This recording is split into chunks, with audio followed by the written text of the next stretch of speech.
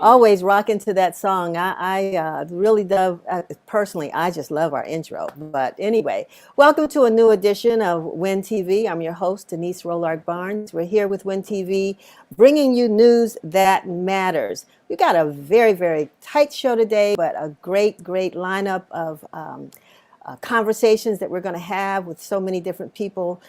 But, we always like to start with sharing the current issue of the Washington Informer. I hope you've already picked up your copy, but if you've been prevented by doing so, also, please remember that you can go to our website at washingtoninformer.com, where you can get a digital edition of the Informer and read the news from this week. Looking for Chevy to post this week's paper on the screen. So you can see what you're looking for. There it is. Okay, this is this week's edition of The Informer. As I said, it's available on newsstands. I know that it may have been difficult to get it, as I said, because of the crazy weather we've been having here, not only in Washington, D.C., but all over the country. So we want to make it available and accessible to you, so pick it up online. In addition, we want to thank you for watching us today. When you go to WashingtonInformer.com, and if you get there, right on the front page of the website, we're asking you to subscribe. We want you to subscribe to The Informer. It means so much to us to have you as a member of our family. We've got a lot of great things planned for all of our readers over the next year. This COVID-19 has not kept us down. Our team has been working really hard. And so we want you to be a part of all the new and exciting things we'll be bringing to you over the next year. We have some great guests, as I said before. We're going to be joined by Reverend Mark Laverin, who's the assistant to Pastor Howard John Wesley at Alfred Street Baptist Church, and he'll be joined by Reginald McKnight, head of Google Cloud's External Affairs and Community Engagement division, and they're going to be talking to us about this virtual HBCU college fair that's coming up this weekend. You got to hear about it. And we're also going to have emergency medicine physician Dr. Valda Crowder, who's going to share with us more news about the COVID-19 vaccine. Got mine on Saturday, the first one, but we want to make sure and encourage all folks to go out and get that vaccine. And then Alfred Swailes, owner of A&A Premium Paint Distributors, will share the latest news about the Black Business Task Force. Black business owners in the DMV have been very, very busy, but particularly here in Washington, D.C., trying to get some action moving forward to make sure that there's equity in business opportunities for Black-owned businesses. And Al Swailes has been leading that effort, and we're going to hear some updates from him. And then we're going to go to Ward 5 Councilmember Kenyan McDuffie, who we can always depend on to join us here at the show. But we're going to talk about public safety and the new Council Office of Racial Equity, and hear what that's going to mean, particularly not only for Black businesses, but just in general, the way legislation will be reviewed henceforth. And last, we're going to close out today's show some exciting news about the Modern Green Book. We're going to have Theo Edwards-Butler, the founder of the Modern Green Book, who's going to share with us about something that she has created that I think is going to really get us ready when the pandemic ends and we can get out there in the streets or airplanes and trains and buses and travel once again. So we're glad she's going to be with us. But before we go to them, first we'd like to go to our news updates with reporter Curtis Knowles. We'll be right back after those news updates with Alfred Street Baptist Church and Google. See you on the other side. This is Curtis Knowles with Win TV News. President Biden is helping citizens of the nation through the financial crisis brought upon by the pandemic by extending the ban on housing foreclosure till June 30th. This extension was the second time since him taking office. The original expiration for the ban was set to be on January 31st. Biden then moved this to March 31st. Biden, however, has not addressed the federal moratorium on the eviction of renters that is set to expire on March 31st. Vaccinations are finally being administered to the nation, but the demand far outweighs the supply. A vaccine hunting website titled vaccinehunter.org is compiling information on available doses across the country in order to assist those in need of one. With many doses going unused, healthcare providers are letting non-priority individuals receive these doses. In his historic second impeachment trial, former President Trump has been acquitted by the Senate. 7 Republican senators broke ranks in an attempt to achieve the 2/3 majority vote needed to convict Trump. This was unsuccessful as the final vote came out to be 57 to 43 in favor of acquittal. The sole charge being if he violated his oath of office by going against the Constitution for inciting the insurrection. This is Curtis Knowles reporting with WIN TV News. Thank you, Curtis. And it's so good to see Reverend Mark Laverin and also Reginald McKnight. Thanks for joining us for this edition of WIN TV. Absolutely. Thanks for having us. Yeah, I'm not hearing you so well. Reginald, can you make sure we're connected well?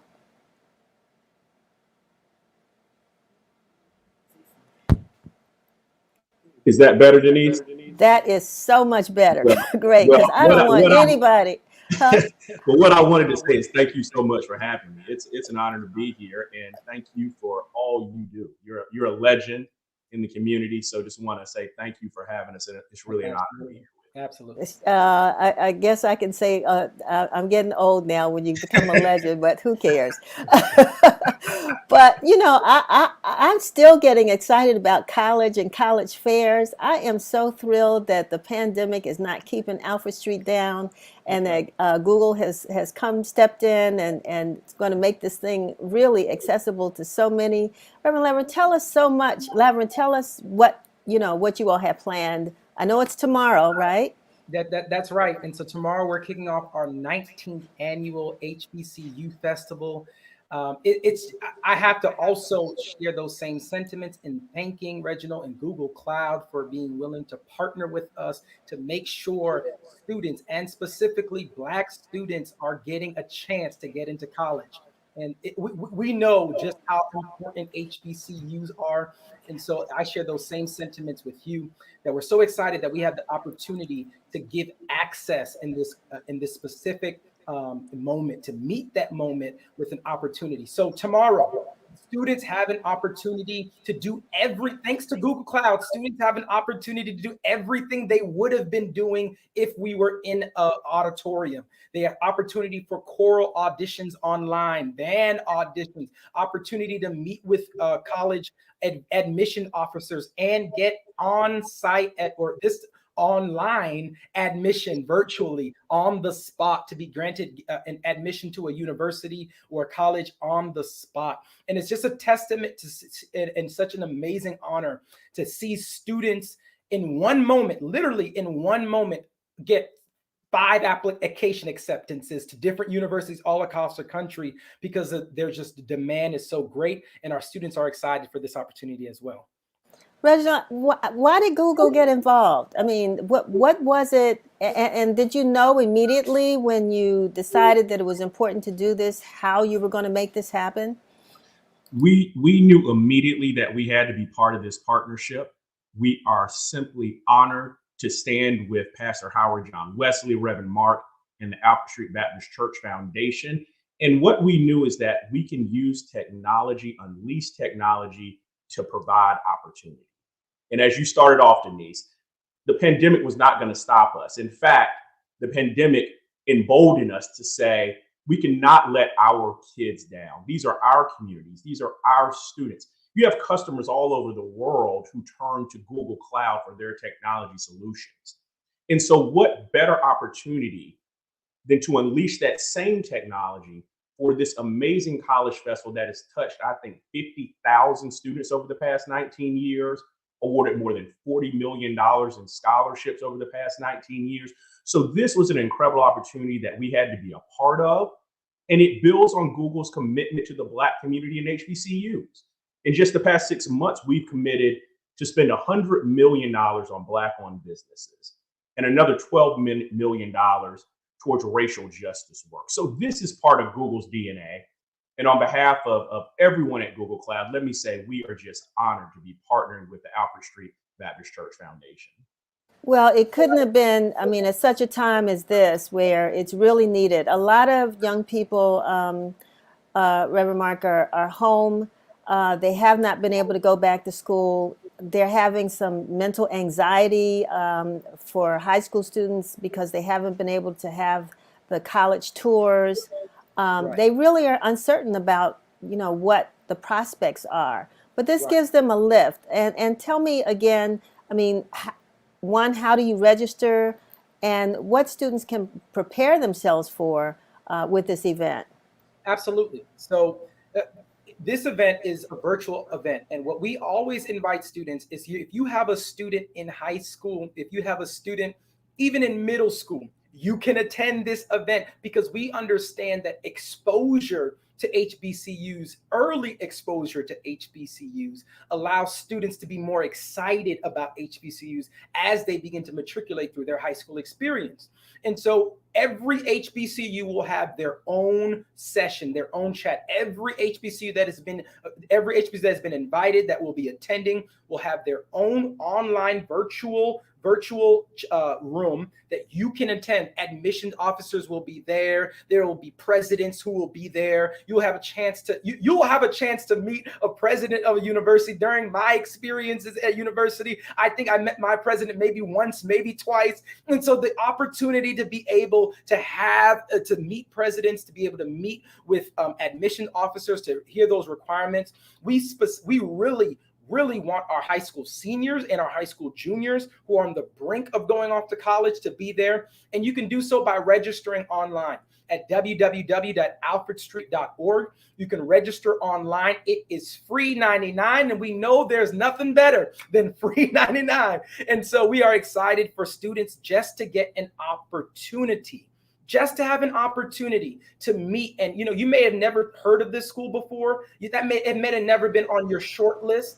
And you have one opportunity. You heard one admission officer share their story, one alumni share their story, and now that's at the top of your list. I want to tell parents, make this a family event. Make this a family. You might have a youngster who's in middle school, but get him or her exposed to the rich legacy and traditions of HBCUs because of Google Cloud's investment in this awesome HBCU festival. The Alfred Street Baptist Church is going to be able to do something we really believe in. This started in our church basement.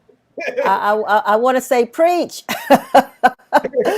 Preach, most definitely. And of course, I can't ignore that big H on your shirt because I think it's my alma mater as well. 2 times Howard University, but we will. I attended all PWIs, but I believe all Black people have an opportunity to adopt an HBCU. So that's why I decided. My vice president went to Howard, so I decided to put on a Howard shirt today. Fantastic. I think this is really great. I mean, I think about the folks in Texas, Reggie, and places where electricity is down, and this is. But if all goes well, they'll still be able to tap into this. And your audience now is much wider than, like you said, the church basement or the Washington Convention Center. And Google is making that possible. And what will happen if there are young people who try to tune in? We all have, connectivity problems from time to time. How will that be addressed? Yeah, so if you go to alfredstreet.org, there will be instructions for a help desk that we also have set up, a virtual help desk. So if anyone has problems logging in, we're going to ask them to go to alfredstreet.org and check out the help desk. And for those who are logged in, Google Cloud will also have a virtual booth there where we'll be talking about our paths to Google. We have some amazing folks from Google who are going to attend and man this booth and talk about the technology that we're using. We're going to do a raffle for a free Chromebook. So we really are excited about this festival. I think, as you pointed out, Denise, in the middle of this pandemic, it's a catalyst for hope. And who better than a Black church to show us that there is still hope in the midst of this pandemic. So we are truly excited and honored to be partnering with Alfred Street on this festival. Well, we're going to continue to remind the Informer family to, like you said, Reverend Mark, to make sure you invite the entire family to this festival. And I want to thank you all so much for coming on WIN TV to share this with us. And, the door is always open to both of you all. if there's information that we think that's going to benefit our community. So thank you so much for being with us. And I know you got a lot of work to do. You got to move boxes. No, you don't have to do that, right? Right. All righty. Right, exactly, exactly. So thank you again for being with us, and good luck tomorrow. Thank you so much, Denise. All righty. So you heard it. Don't miss out on this opportunity. If you know young people, if you have someone in your house, and as Reverend Mark said, even if they're in middle school, what an excellent opportunity to at least expose them to the HBCU experience, to the college fair experience, to the application experience, and really to the Google experience and to the Alfred Street experience. All of those are really dynamic institutions in our community, so we want to make sure that our young people are exposed as early as possible. No excuses. See you at the Black College Fair. And speaking of no excuses, we're going to bring on now Dr. Valda Crowder, who is, I think, a phenomenal person who has done so much in the United States as it relates to the issue of COVID.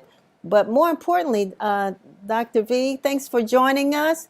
You're welcome. Thank you for having me. Yeah, I mean, I want to start off asking you a question about this latest statistic that just was released about life expectancies for Americans due to COVID.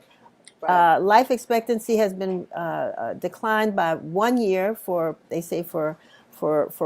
white Americans, and what, 3 years for Black Americans because of COVID? Explain this. Yeah, so it's 1 year, 1.1 years overall for all Americans, and for Black males, it's gone down 3 years. For Black females, it's gone down about 2 years, and Hispanics as well about 3 years. So life expectancy has gone down overall as a result of COVID. We have not seen this sort of decrease in African American life expectancy since World War II. So Black male life expectancy went down 2.9 years as a result of World War II. And with COVID now, it's gone down 3 years. Pardon my ignorance, because I'm really trying to understand how in a year, since March of last year, how can they determine, and I don't want to get too deep into this, but how can you determine, a reduced or increased life expectancy in that amount of time? Explain how that works.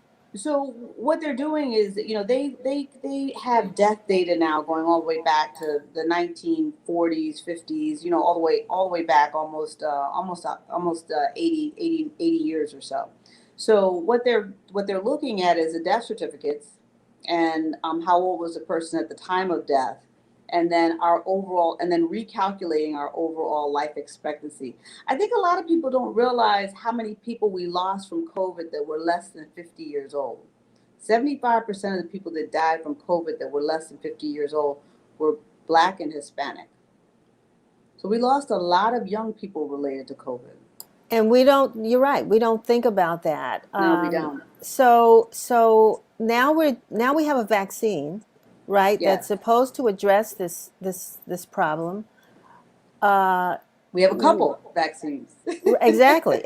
So let's talk about those two. But also, I'm still very much concerned about the fact that, from what I've been hearing, African Americans are not opting to take the vaccine. So if that's not correct me. But let's talk about the vaccines that are available right now. Yeah, so right now the vaccines that are available are the Moderna and the Pfizer vaccine. Both of them are 2 shots. They basically have a similar efficacy and side effect profile. I tell people all the time, get the one that you can get the quickest. I'm glad to hear that you got your vaccine the other day. I'm getting my second one on Saturday. So I tell people, get the one that you can get the fastest. Does it matter? I mean, are they different in any other way?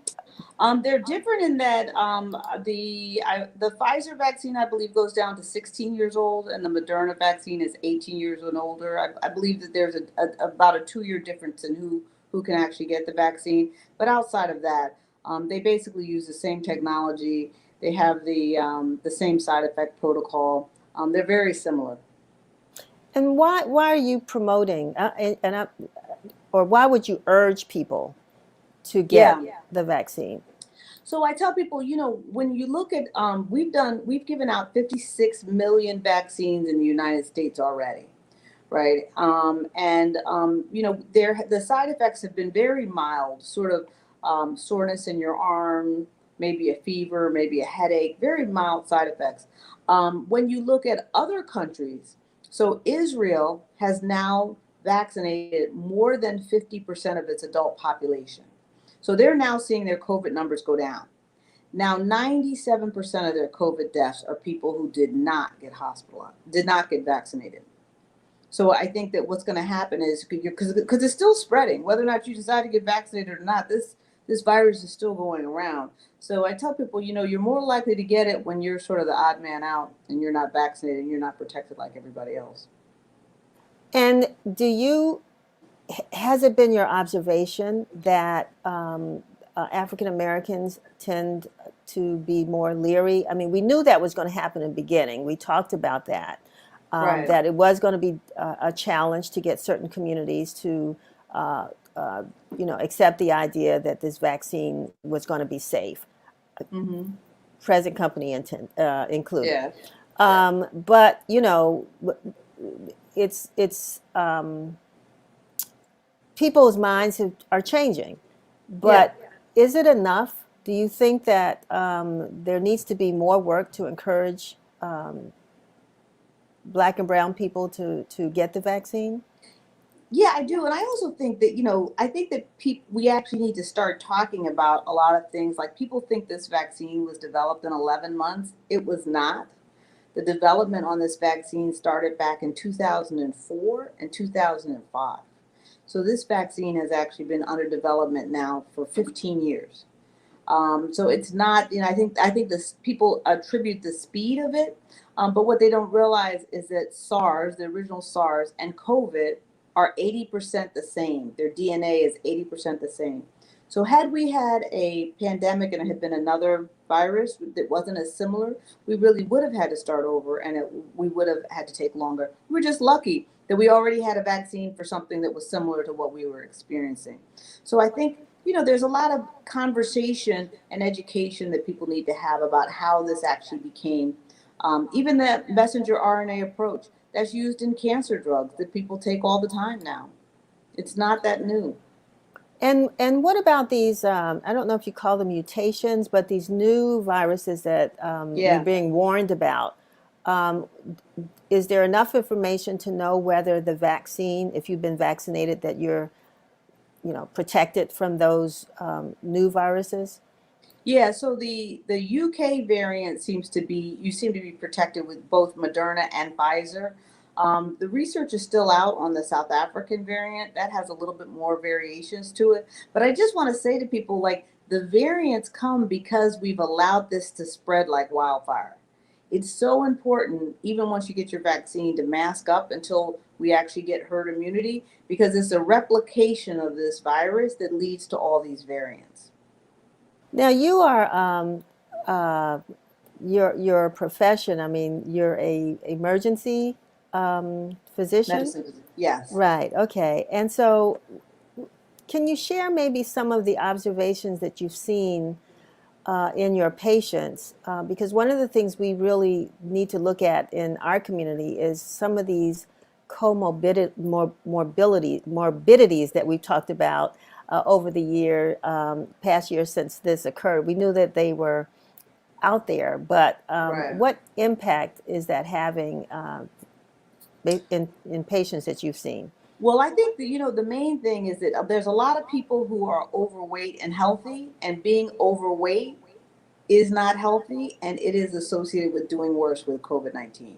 And I think a lot of people don't realize how much being overweight makes a difference.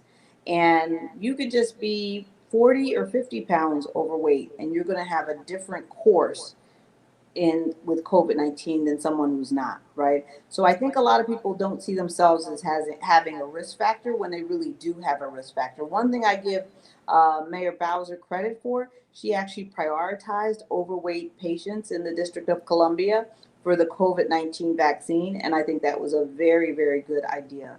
The other thing is a lot of people don't realize that there's antibodies. If you get sick before you can get vaccinated, you need to get to an infusion center and get the antibodies. It decreases hospitalization by 70%, but you have to get them within the first week of the infection. So there's a lot of things that, that people can do to kind of protect themselves. I think sometimes they're caught by surprise. And given that this has infected now, several million people in the United States, I always tell people, have an action plan for yourself and your family. Excellent. That's one of the reasons we think information is necessary, and that's why we keep bringing this up every week on WIN TV. And we're certainly glad that you joined us. I know you do various health webinars. Can you talk to us about something that may be coming up soon? Yeah, so I do a webinar every Tuesday and Thursday from 8 o'clock to 9 p.m. And I also have a website, which is askdrv.us. It's a free webinar. I tell people get on. Some folks are asking what they should do with their family. Some people are asking what they should do with their church or their business. What should they do with their union? So there's a lot of decisions that we're all out here making. And so I tell people get on the webinar. It's about a 20-minute presentation. And after that, I just take questions and answers and answer people's questions so they can make the best decision making for themselves. Is there one question that that people ask that you could share with us that seems to be the most common question people ask all the time on your webinars? People ask me all the time how well their masks work. So, and I tell people the little fabric mask that you make at home, and you make a 3-ply mask that's only about 20 or 30% effective. And the surgical mask might maybe be 30 or 40. The KN95 mask are like 80 to 90% effective. So I would say one of the number one things we go over is upgrading your mask. And I tell people, if you wanted to have some sort of colors or fabric on the outside, put the KN95 mask on and then put the stylish mask over it. I'm glad I asked that question because, we're all trying to find our mask, we're trying to get the mask on. We throw something on really quick, we walk out the house without it. I mean, I guess I'm talking about myself. But yeah, doubling up now we hear does work. And I'm glad that you were able to share that tidbit with us. Is there anything that people maybe don't ask that you think they need to know? I think that people don't consider, there's a lot of concern about the risk factors for the vaccine, and there's a lot of concern about the mask being uncomfortable. But I think you also have to consider how uncomfortable is it to get COVID. And I think because people don't see that, I see that every day where patients are put on ventilators and are struggling to breathe. And when you really see how difficult that is, the vaccine and mask wearing looks a lot easier. Wonderful. Well, I'm gonna let you go. I thank you so much for your time. And I'd like to get back together again, because one of the things we want to talk about now that schools are beginning to reopen is safety in classrooms. And so I'm sure you can give us some updates on that and talk to parents and teachers who are really concerned about that as well. So I've scheduled another date. Okay. So we can meet here, same time, same channel, coming up soon. And I look forward to having you to join us to really share some great information to keep our community safe. And the final word is, wear your mask. Wear your mask. Wash your hands. Yeah, the social distance. KN95 mask. Upgrade your mask. Upgrade. All right.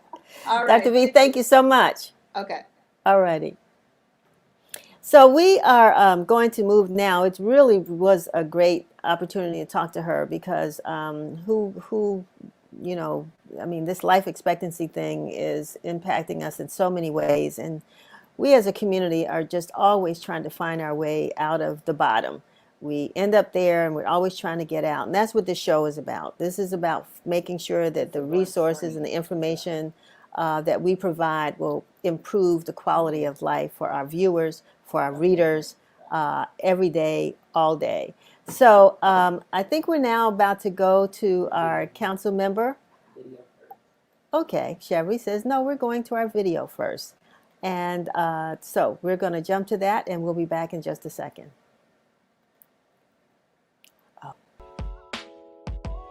Happy Friday, family, and thank you for tuning in to another segment of Black Facts, highlighting events that have occurred surrounding leading trailblazers during the week of February 19th to the 25th. On February 19th of 2002, Olympic champion Vonetta Flowers broke records as the first Black gold medalist in the history of the Winter Gold Olympic Games. February 20th, 1927, Sidney Poitier, the first Black actor to win the Academy Award for Best Actor, was born. February 21st, 1917, is the birthday of famed jazz great Thelonious Monk. On February 22nd of 1989, legendary hip-hop duo Will Smith and DJ Jazzy Jeff win the very first rap Grammy for their hit single, Parents Just Don't Understand. On February 23rd of 1979, Frank E. Peterson Jr. was named the first Black general in the U.S. Marine Corps. On February 24th, Rebecca Lee Crumpler became the first Black woman to receive a Doctor of Medicine degree, as she graduated from the New England Female Medical College in 1864. And on February 25th, America's beloved singer Nat King Cole died in 1964. Reporting from the Washington Informer, this is Lindiwe Vilakazi.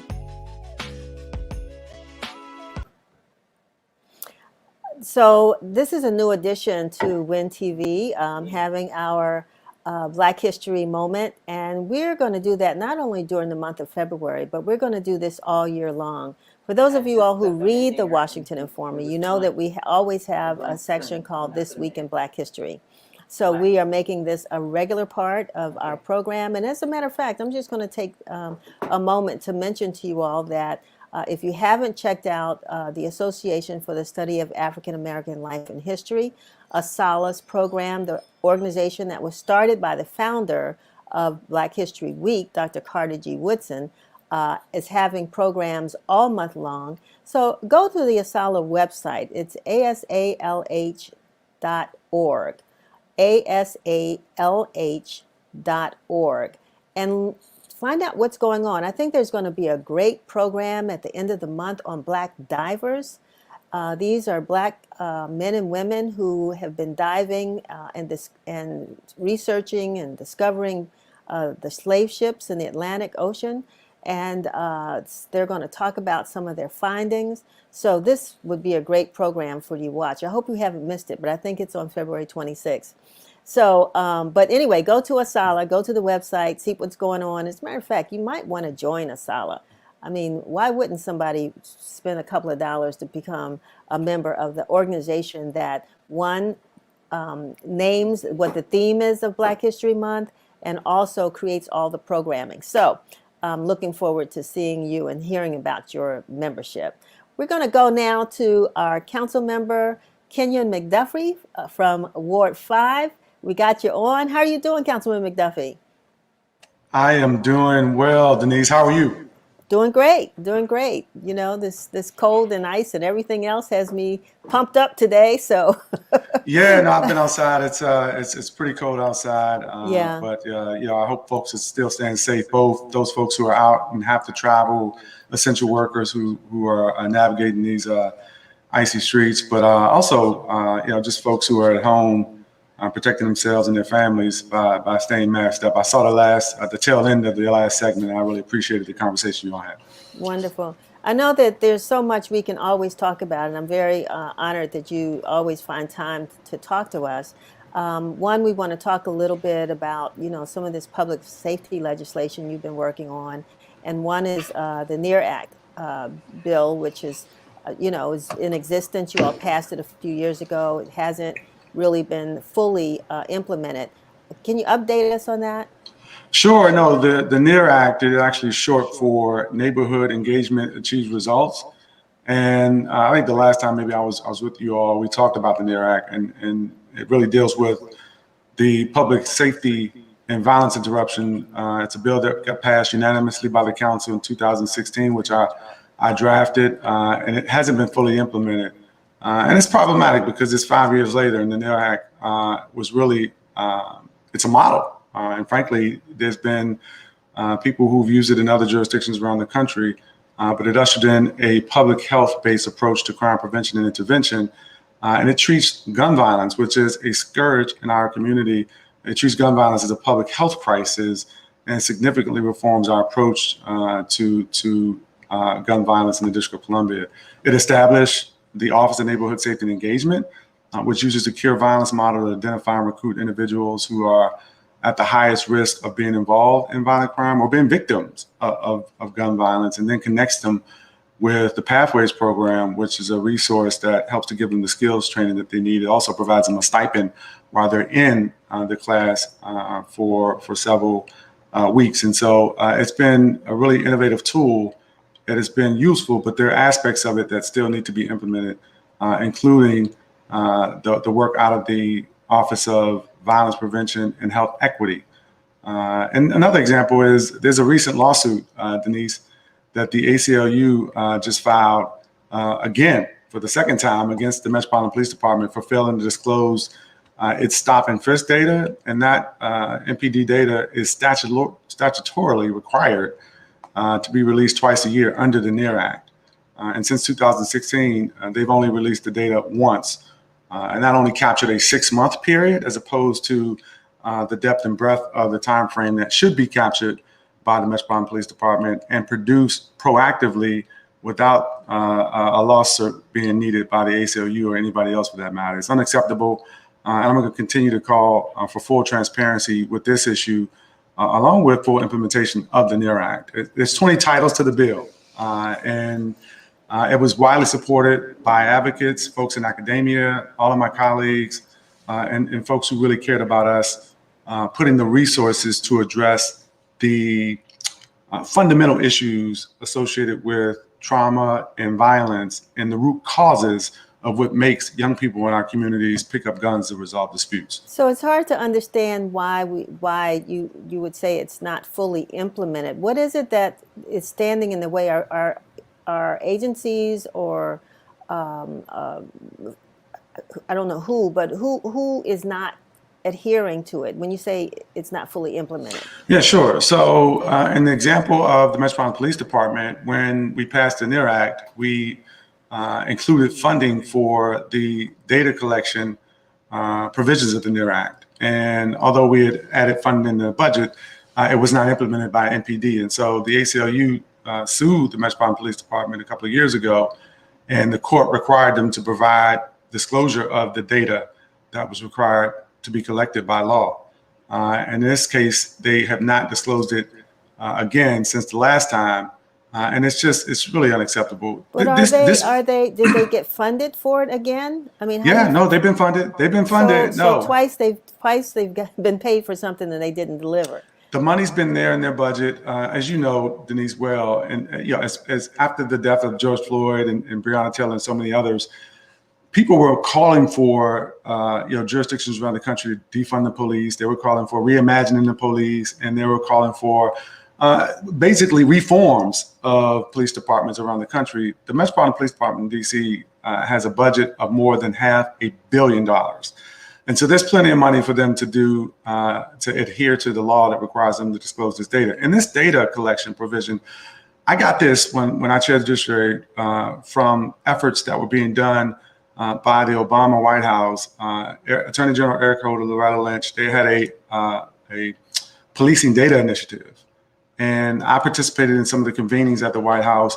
And this aspect of the NEAR Act was taken from the work that was happening through those convenings with the White House, the efforts of the Department of Justice, and other cities across the country. NPD decided not to participate in that effort on their own, And so I required that as a part of the NARE Act's several titles, and it is the law today, and it should be complied with. So on the flip side of that, where we see that MPD is not adhering to it, is there any evidence of something that the NEAR Act required that you've seen that's been a success? What has worked? Sure, absolutely. So the Pathways program is one example created through the Office of Neighborhood Safety and Engagement. It takes cohorts of young men and women who have been identified by violence interrupters and other public safety partners in the District of Columbia. It puts them in a classroom for several weeks where they get the training and skills training that they need. They get, at the end of if they successfully complete the training, they get connected to subsidized employment for a period of time as well. The Pathways program is one example. There's also implementation being done of the NEAR Act Secure Violence model through the Office of the Attorney General. Right. And they refer to it as Cure the Streets. It takes the aspect of the NEAR Act that says we want violence interrupters to be embedded in communities across the District of Columbia. We've got violence interrupters in the Trinidad neighborhood. We've got them in the Langdon community, Brentwood, Saratoga, Langston in Ward 5, and we've got them in other areas of Ward 8 and Ward 7. As well as, I believe, they're in one of the communities in Ward 4 as well. That's great. I think what people, and I won't go there now because I want to talk about CORE, the Council Office on Racial Equity, Sure. Also one of your pieces of legislation and actions. But I think people want to be able to quantify how this has helped. I mean, right now we're looking at increased murders, we're looking at gun violence, we're looking at a lot of issues that are impact criminal justice or criminal issues that are impacting our communities, and people may not be seeing or evidence of the fact of how how the NEAR Act has really helped communities. And so at some point, we'd love to really quantify it in numbers. I mean, how many? Well, I can tell you now, in terms of the data collection, when NPD did produce the data according to the NEAR Act, it showed that a disproportionate amount of the arrests, the stops, and the frisks were of Black residents across the District of Columbia, right? And people would probably ask, why do we pay MPD for something that we already knew?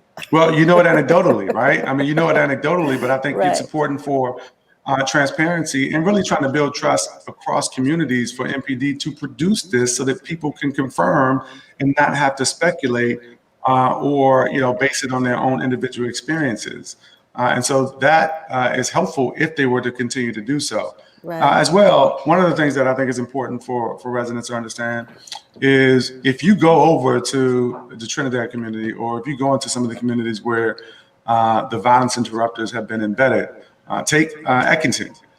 There are really solid working relationships that organizations like Murder Free DC and Cure the Streets have established in these communities where they can stop some of the beefs, right? So yeah, I know it's hard for communities who have to see and hear the gunfire, have to see the yellow tape to think that there's progress if you hear gunshots, but to know that some of this stuff is happening behind the scenes when they are able to go into these communities, really wrap their arms around these young men and women and have them put their guns down. I will say this, the investment is not nearly as much as it needs to be for this to really be effective the way that it should. Because if you're only putting the resources in one of the communities and there are two communities beefing, then you can't go into a community and expect that they're going to put their guns down if nobody's helping the other folks in the other community, right? So you've got to make sure that the investments are happening across the board in these neighborhoods so that the model will actually work the way it's supposed to.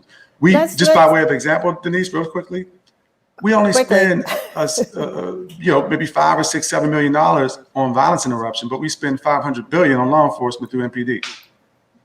Go figure. And Councilmember, I know you're working on it. You are definitely working on it. So let's talk quickly about about CORE, the Council Office of Racial Equity. You've been dealing with this issue of racial equity for a long time. Now, it is sort of a legitimate part of our local government. But what does it do? What's it Sure. for? CORE, the Council Office of Racial Equity, is established to advance racial equity across all facets of the District of Columbia. Councils work with respect to legislation, and so it's going to provide the council's analysis, similar to, you've heard of the fiscal impact statements that must be done by the CFO when a bill is introduced. You probably also heard of the legislative sufficiency statements that the Attorney General does to make sure something is legally sufficient. Well, the council is going to have an office that does equity impact assessments for future council legislation, which evaluates the effects of a bill on racial equity to measure whether or not we are closing these stark racial disparities that exist in the District of Columbia across all indicators of success. And so this office is a result of the legislation that I drafted with stakeholders in the city called the REACH Act, the Racial Equity Achieved Results Act, that just started implementation last January. Well, actually this past January. And so it's a comprehensive bill, Denise, that puts racial equity at the forefront of all that we should be doing in the District of Columbia, how we legislate, how we govern. It creates an Office of Racial Equity within the mayor's office too, on the executive side. The mayor's announced that she's put out the position for the chief equity officer so that they could look at the performance across agencies to see how the agencies their work is either helping to close the disparities that we see, things like the racial wealth gap, or actually exacerbating existing disparities that we know are a result of. Go ahead. Yeah, we got 1 minute left. Okay. I just wanted to ask, because our next guest is actually Al Swailes, who you may know, who's been working on legislation dealing or trying to get a disparity study, Sure. As it relates to Black-owned businesses. I mean, how will CORE, you talked about anecdotes earlier, how can people actually, let's talk about that particular situation with Black-owned businesses. Where would that information go? Would they contact CORE? Would CORE? I mean, is there legislation talking about? If there's a bill, then the Council's Office of Racial Equity comes into play.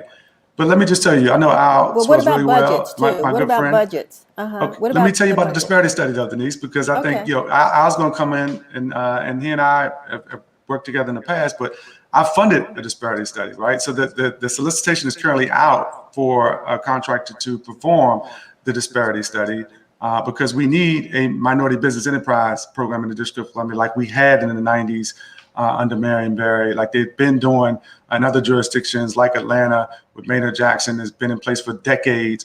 We have a CBE program, a Certified Business Enterprise program, which is a watered down version of an MBE program that really does not provide the sorts of opportunities, nor does it collect the data that is necessary for you to see and have that visibility into who gets what types of contracts.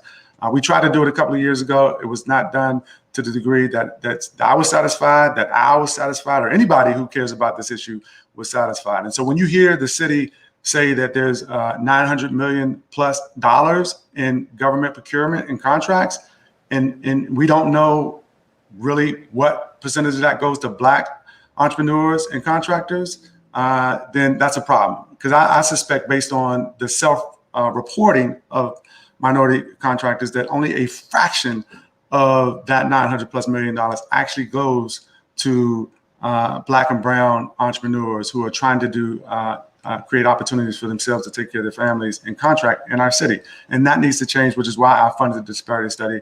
And I can't wait till they select a contractor and we get it done so we can go back to having a minority business enterprise that creates more opportunities for minority and women-owned entrepreneurs. Well, I mean, I can't, celebrate you more for the things that you're doing, at least to deal with issues of equity and criminal justice and police reform in our community. So I want to thank you for that, and always being available to share this information with our viewers and to keep up the good work. You know, it does sound like, enforcement is a big problem when it comes to, government agencies, and I don't know where the muscle comes from with regards to the council or the mayor, but if you all have some regulations enforced and people don't abide by them, then, I mean, what's the point?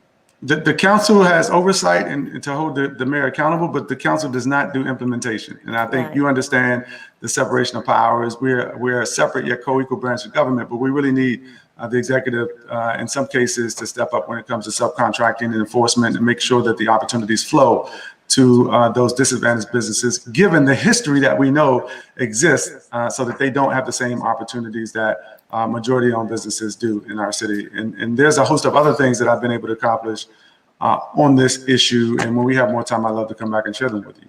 Thank you. Thank you. I appreciate that. And I thank you for recognizing the time limitation. Absolutely. I appreciate it, Denise. All right. We'll have you back on sometime soon. Okay. Take care. Always a pleasure to chat with you. Likewise. Thank you.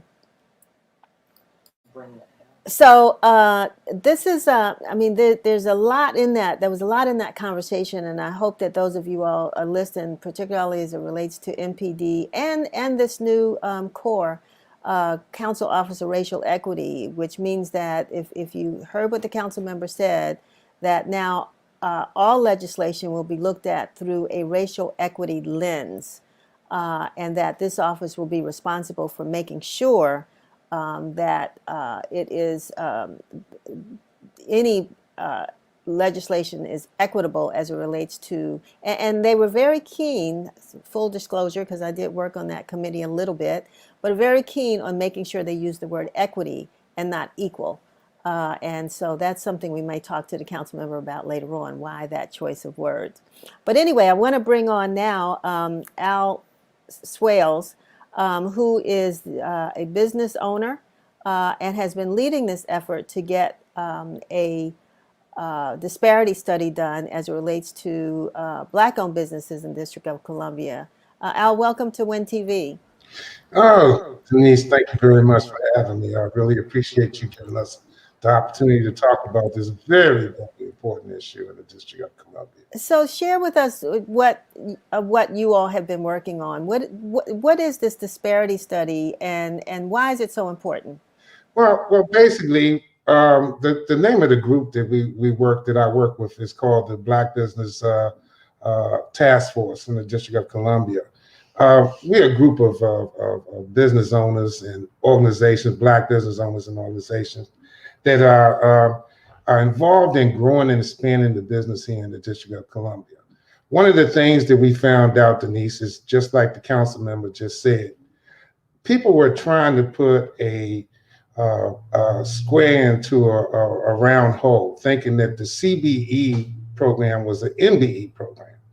And so they was yelling and screaming and jumping up and down. So what we decided to do was, Al, before you go further, when you say CBE and MBE, because I know we had someone on last week that talked about the alphabet soup, but for people who may not know what those acronyms stand for, could just spell them out. Okay, a minority business enterprise program is a race and gender program. A CBE is a certified business enterprise program, which is a race and gender neutral program. So it has nothing to do with race at all. As long as you are established business in the District of Columbia and fall under most likely the guidelines of a small business under the SBA regulations, you can become a CBE. And that's what the councilman was talking about. So money is delegated or set aside for the CBE program, but we don't know whether or not how many minorities and, more important, Black businesses are getting some of that money. A disparity, in order to go to an MBE program, which is a race and gender program, to collect that data, the first step is you have to have a disparity study done. It collects all the data from all the different agencies in the District of Columbia, and it shows whether or not minorities, more importantly, Blacks, are actually getting their fair share of the contracts that are being letted out. So there's I'm sure you all are saying, you know, you need this study because you need the data to show what you already know, or at least believe that Black-owned businesses are not getting their equitable share of government contracts from the district. Is that correct?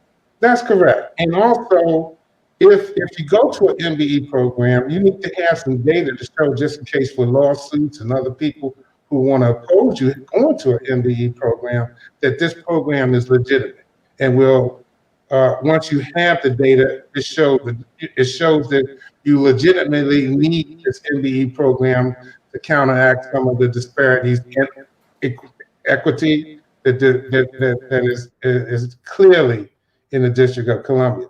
You talk about the CORE's office. If you go to their website, on their website, it even shows some of the disparities in our communities already. You go to the Learn part and go to the profile of DC, it shows that unemployment rate is at 12.4 for Blacks and 2.4 for whites. It shows that 81% of all businesses in DC are owned by whites and only 9.4 for Blacks. That 28% of all Black people in the District of Columbia live in poverty. This is on their website. So we already know that there's some disparities and some inequalities that we need to prove. One of the reasons that we think that the disparity study needs to be done is because we think that we can solve some of those inequalities through Black business, expansion, and more Black business to hire more people that look like us.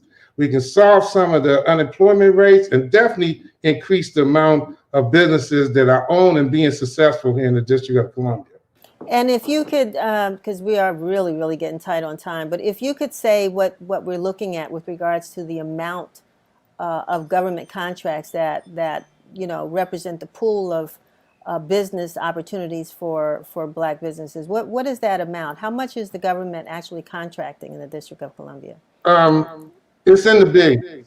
And the 900 million that the councilman was talking about is the Green Book. That's different than the contracts that are being outsourced to Clark and Turner, healthcare organizations and all that. That equals up to a lot more of the budget than just what the government is actually spending to self-perform this actual work. So there's a lot of, Denise, I'm sorry you hit me. I really don't have the total dollar amount. Oh no, no problem. It's in the billions of dollars, and we're not getting nowhere near. What we're doing is we're going to have the Greater Washington Urban League has joined with us, as you see it on the website. They have joined with us to get a campaign out to inform the public about the disparity study and how they can be informed, how they can be a part of it. There's going to be focus groups, testimonies, surveys, and interviews being done. So we have joined in, and we're going to hire a PR firm to actually get the information out there to the public. At the bottom, we're trying to formulate donations for that particular cause from the community, and to inform them how important this is. Because again, if we are able to get more businesses and expand the businesses that are already here, then the community wins too, because we're able to hire people from the community.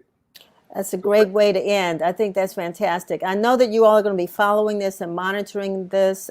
We will too, because as the council member said, they're looking for someone to actually, I guess, give a contract to do this study. So I know you're on the front lines of making sure that that's a person who understands the issues. So Let me say one more thing, Denise. Yes. I know we're running short of time, so I'll make this as quick as possible. All right. Two things. From my understanding, they will be selecting somebody in April, and it's going to take about a year to do the study. The second part of it is because of what the council member said, and all these different programs, we think it needs to be a summit. Here in DC, we are in a unique position to bring a lot of assets, and resources to these problems. We have all these different universities. We have all these different think tanks around. We have the World Bank and International Monetary Fund that solves economic problems all over the world.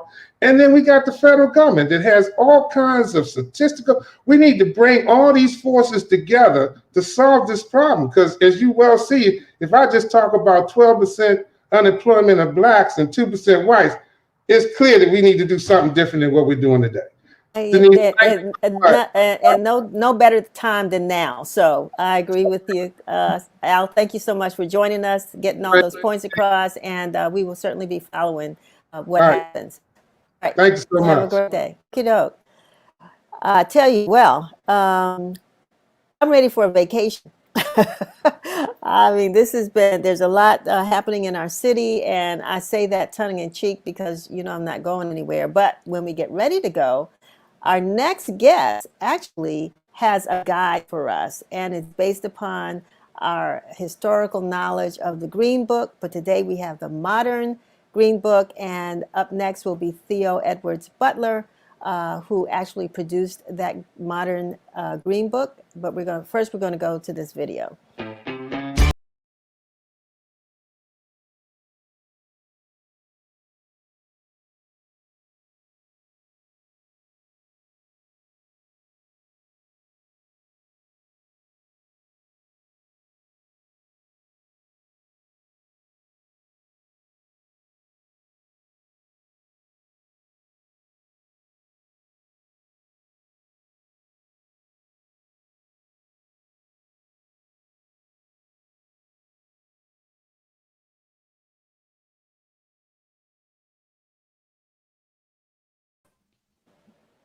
Hey there, Theo. Hello, how are you? Oh, hey, I am ready to go. I'm going to rev up my engine and get in my car, and as soon as I can, pick up a copy of the modern Green Book and go someplace. So, congratulations on getting this book done. What was your inspiration? Thank you. Yes, my inspiration really just comes from the fact that I love Black businesses. I grew up around entrepreneurs and community organizers, and I'd love to travel too and love history. So it just kind of made sense. I grew up taking a lot of road trips, and it just really just all kind of came together, especially after everything that happened. And there was this huge surge of support in Black businesses. I decided that this was kind of my way to give back to my community and help support the businesses that make them up. So, a lot of people didn't know about the Green Book until, a film. And I don't know, what, when you first learned about it and what inspired you to replicate in some ways. And that's what I want to know. How does it replicate, the original Green Book that Black people had to use as they traveled, particularly throughout the South? Yeah. So I actually learned about the Green Book well before the movie came out. But when the movie came out, obviously went to go watch the movie. I'm a big history buff, like I said. And I really just was inspired to start this because I just felt that there was this need to recreate a legacy that a lot of people had forgotten. And during my research, I found out that he wanted this to be a platform for Black businesses, for them to be celebrated and for everybody to feel comfortable going to them and frequent them. And I wanted to bring that legacy back to life for today's entrepreneur, because a lot of us, that was in our grandparents' generation. And oftentimes a lot of our grandparents didn't have the pleasures of using it themselves. And so I wanted to make this accessible for today. And I just felt that it was a perfect time to bring it back. So what will people find in the Green Book? And is it actually a book, or is it, I noticed you said that you can get it quarterly. How are you distributing this? Yeah, so there's a few different ways that people can get involved and tap into a lot of these businesses.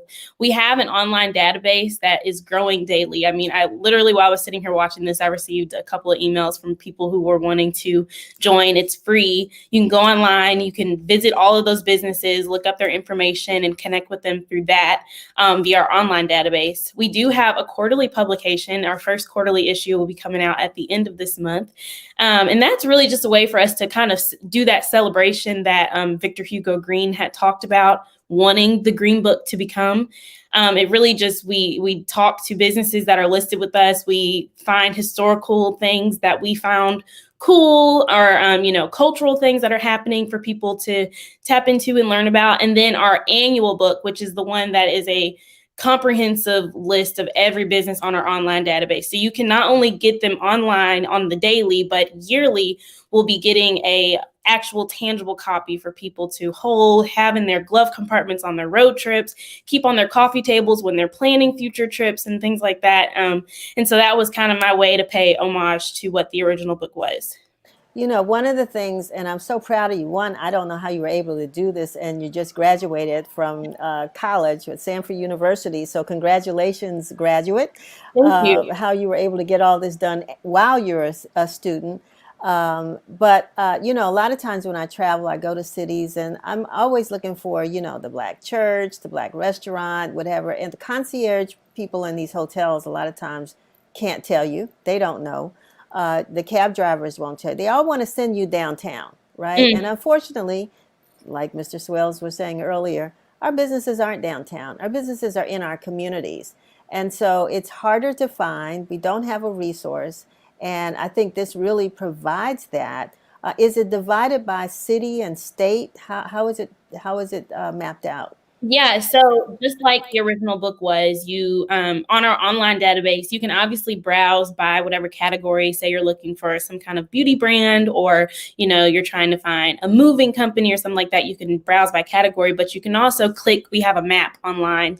You can click on the state, and then whatever cities we have listings in, you can click on that city and explore the businesses that are within that city. So restaurants, nightclubs, just really anything that is owned, operated by a Black business, like a Black business owner and entrepreneur.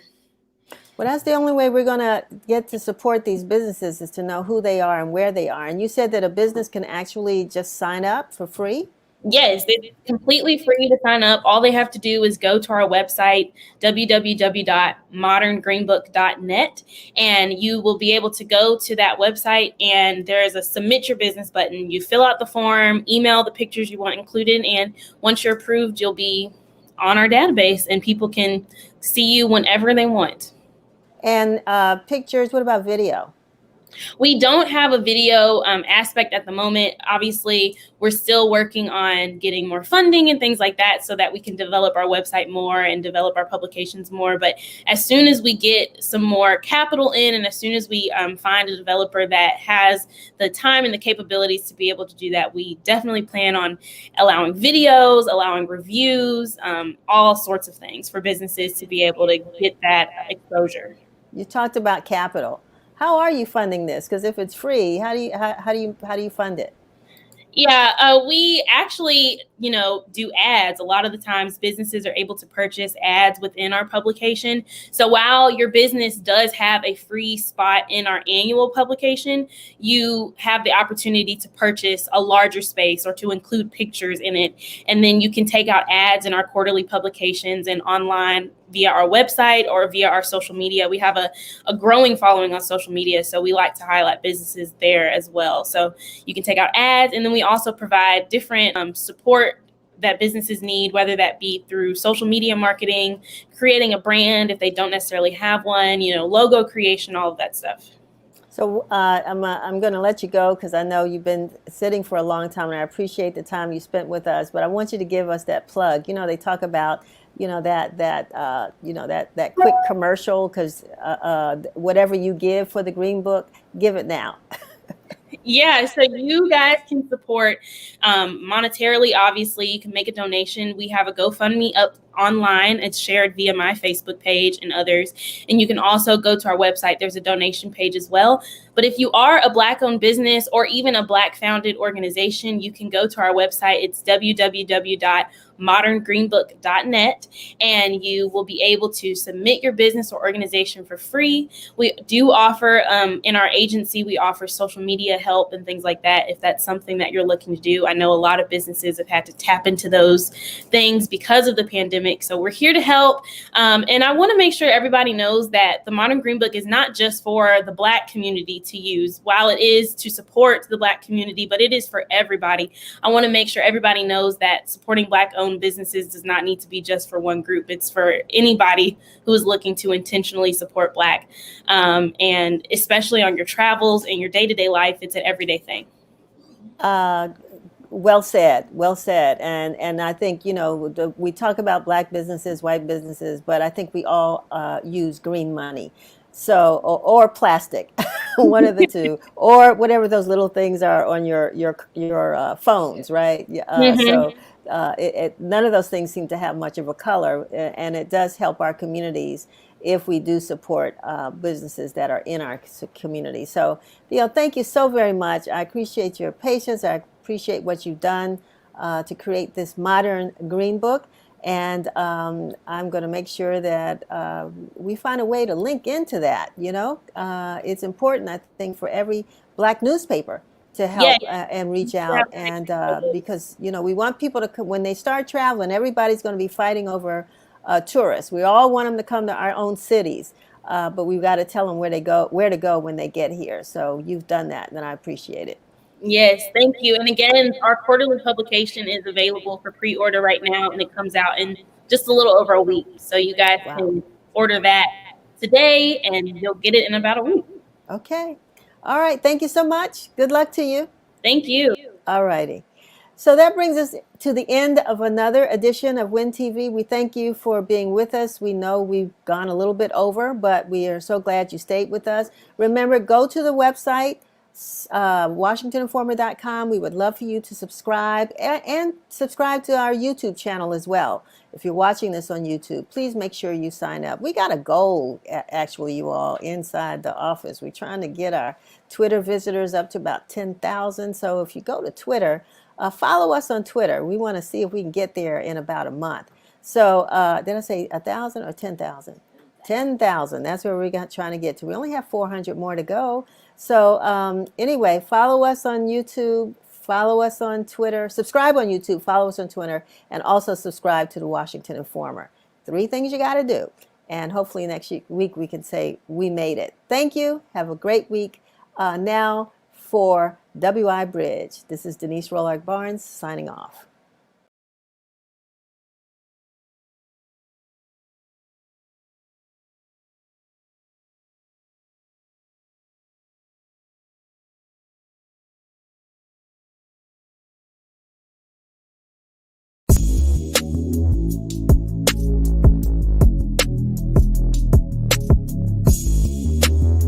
It's your boy, the Media Prince. I want to welcome you back to What's Going On DC. Let's get straight into it. What an epic Black History Month we're having thus far. Congratulations goes to Tiffany Hainsworth, who just became the first Black woman to own her own tequila brand.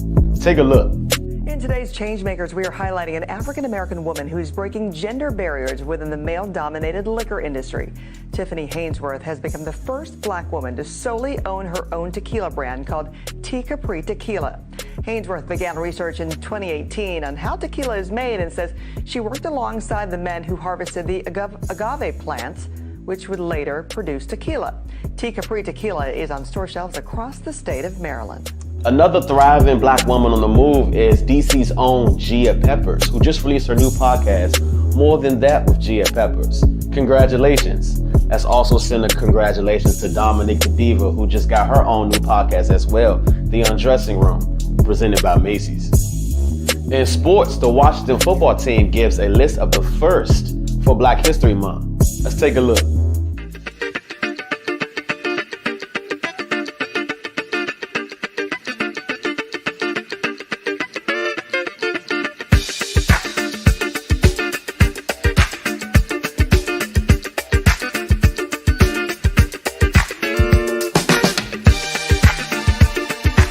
Also in sports, congratulations to the Washington Capitals, who just took victory over the Pittsburgh Penguins. That's what I'm talking about, Caps. Now, let's get serious. About 9,000 students and about 1,800 teachers in the district are reported to return to school. How do you feel about that? During the pandemic, I don't want my child in school. I don't know about you. Well, DC is also shook because they just filed a restraining order against the Washington Teachers Union to make sure that no striking happens. So it's looking like some of our kids may be having to return to school. Now, DC, if you literally keep straight on MLK, which is where we are with the Washington Informer, it would eventually turn into 210 in Fort Washington. Well, 2 state senators have filed a bill to make Indian Head Highway President Barack Highway. I like the sound of that. MLK to Barack Obama. Come on, Black history. In music, Wale is stepping into a new arena, acting. The 36-year-old DMV native will be joining Michael Bay's new thriller, Ambulance. How ironic. We are from DC, the home of the ambulance. Just listen.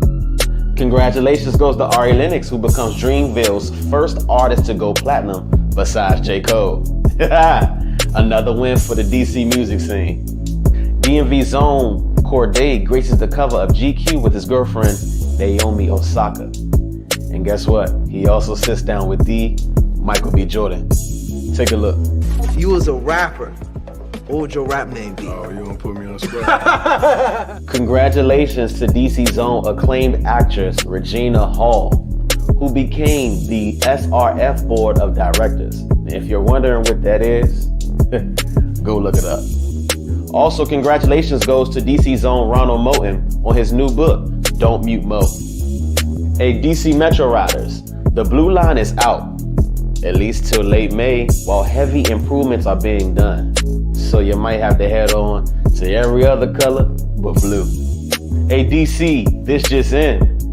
The Eddie Murphy will be playing our beloved DC Mayor, Marion Barry, directed by Spike Lee.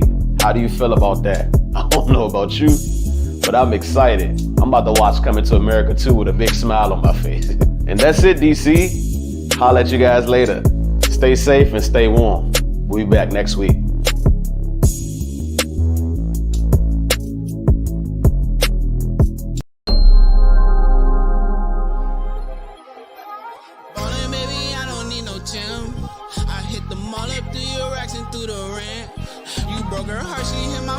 Trying to vent.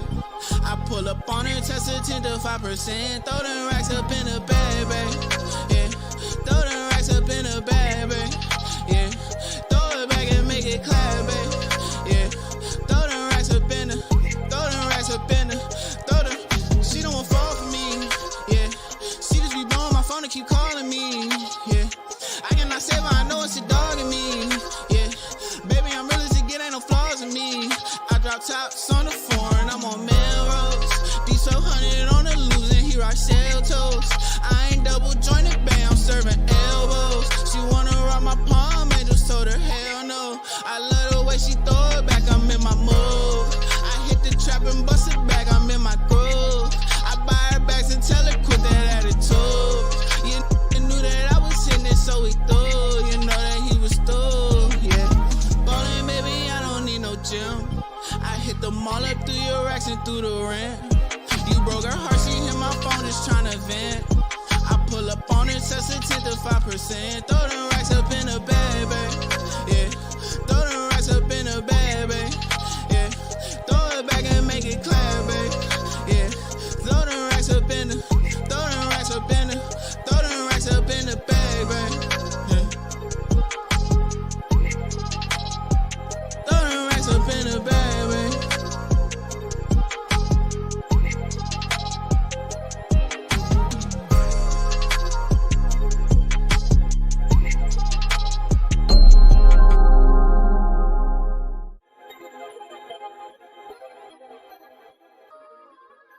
Living in DC has definitely impacted my music. Originally being from Silver Spring, I spent most of my time on the south side off of Alabama. My family live over there and with my girlfriend. So it just be like the things from people's lingos to the way people dress and the things that we do, it all comes to me in my music. Like when I sit down and really think about it, I really take in everywhere. It's like culture everywhere that I go. The change from back in the day, I remember when it was a good time. It was good times, man. It was Trail, Glizzy, Light Show, and everybody was really rapping. And I noticed right now it's done transgressed from that to like more simpler times. Everybody don't really got no stories to tell, and the wordplay and the words they using is too much of like what I want to see. I want to see people who really put their time into the craft. I want to see them get their shine and be able to tell their stories deeper than some of the things that are being, glorified or get the most attention right now. Oh yeah, we got big drops on the way. We got Trapdemic coming up. That's my last tape of 2020, and I got the clothing line to match. We about to have the glow in the dark hoodies and jackets, so you can get that from Plug Brothers PBE. Merch online through the Instagram or through me in person, but we got that project and some other sneaky moves on the way. Everything is Big H. YouTube, Instagram, Facebook, Twitter, Snapchat. Everything is only one Big H. Any social media site, only one Big H. And I got a website, onlybigh.com. That's everything. ONLY, the number one Big H.